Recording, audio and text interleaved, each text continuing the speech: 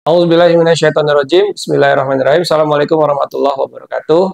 Sahabat sehat, saat ini saya akan mempraktekkan tutorial cara menggunakan rendaman kaki ramuan dayak, menggunakan ramuan dayak ya.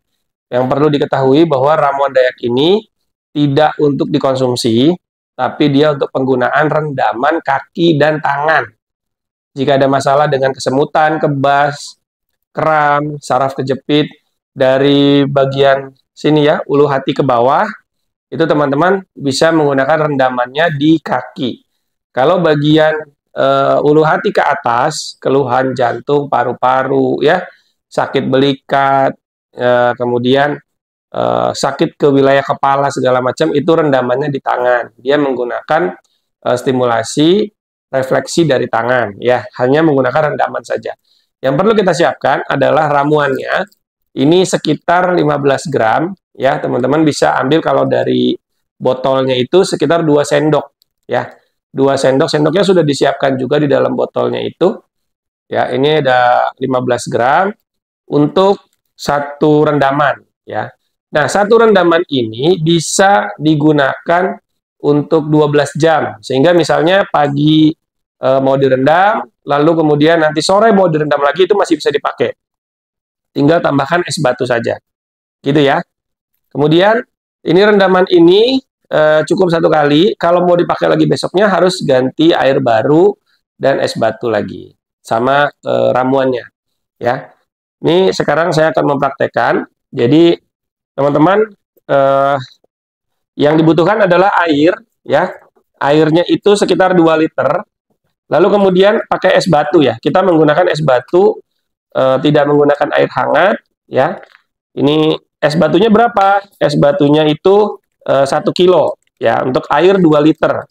Kalau airnya teman-teman mungkin karena wadahnya besar, airnya 4 liter, maka es batunya 2 kilo. Seperti itu ya. Nah, ini kita bisa siapkan seperti ini. Ya, ini es batunya setengah kilo satu. Jadi dibikin 2.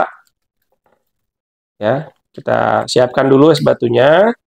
Jadi jangan disiapkan ramuannya ya. Itu es batunya dulu. Oke. Sudah. Nah, sebaiknya untuk es batu ini teman-teman dihancurkan.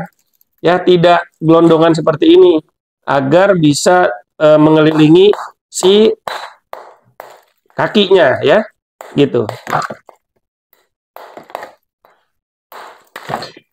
Oke, ya. Ini agar bisa mengelilingi si kakinya. Nah. Oke. Ya, cukup seperti ini. Kemudian kakinya boleh masuk ke dalam. Ya. Jangan dikasih dulu, ya, masih seperti ini dulu. Oke. Akan terasa dingin. Dingin menggigit dan ini digoyang-goyangin kakinya.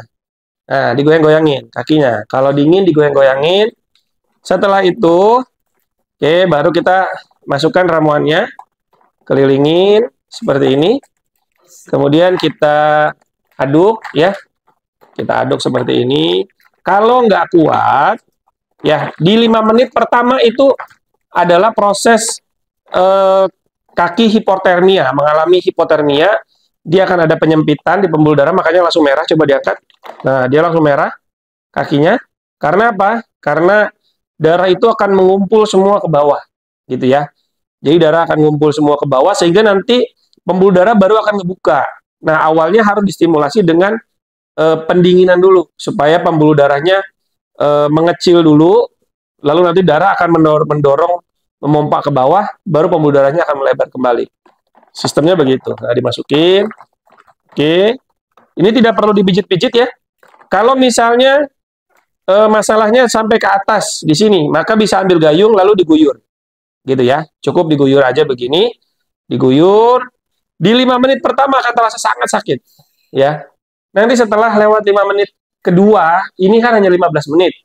Di menit ke-6 sampai menit ke-15 akan mulai ada rasa hangat. Kenapa ada rasa hangat? Karena darahnya akan turun ke bawah, kemudian kaki akan terasa hangat. Gitu, mekanismenya seperti itu teman-teman ya. Ini kita nggak perlu pijit-pijit, cukup kita balur saja ya, pakai gayung boleh. Oke, cukup. Dah, ini kita praktek saja. Nah, kakinya langsung merah ya. Gitu. Setelah 15 menit selesai, baru boleh dibilas, ya, begitu. Nah, kemudian tangan bagaimana? Sama, tangan juga bisa. Oke, coba diangkat. Nah, kalau tangan, oke, ini cukup sampai di sini, sebatas ini aja. Sebatas sampai di pergelangan tangan, ya. Sampai di pergelangan tangan saja yang terendam. Walaupun misalnya nyerinya di siku, ya, di bahu, frozen shoulder misalnya, sama, digoyang-goyangin aja tangannya. Oke, goyang kiri kanan begitu, ya, tidak didiamin. Nah, ya, ini diusahakan di 5 menit pertama tidak diangkat, teman-teman, agar terjadi proses apa namanya, sirkulasi darah akan turun. Oke, cukup. Nah, setelah selesai, ini teman-teman, ini kalau udah selesai, air ini kalau mau dipakai lagi sore, boleh, silahkan. Tapi saran saya dipakai di orang yang sama, ya. Kalau misalnya teman-teman buka praktek, gitu ya, cukup dibuat seperti ini, modelnya satu saset. Jadi setiap orang satu saset, begitu ya. Apa namanya?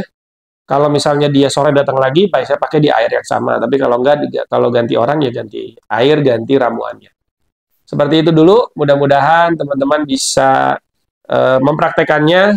Dan mengenai khasiat dari ramuan Dayak ini, silahkan baca nanti di flyer, ya, di apa namanya, broadcast-annya juga, ya, termasuk juga di kemasan. Kemasan ramuan Dayak itu sudah ada rincian penyakit yang bisa diobati melalui pengobatan rendaman ramuan Dayak ini. Ya, silakan nanti hubungi nomor di bawah ini, ya, untuk teman-teman bisa memesan atau menjadi apa namanya, terapis yang juga melayani. Terima kasih. Saya Andi Hasbi, salam sehat. Assalamualaikum warahmatullahi wabarakatuh.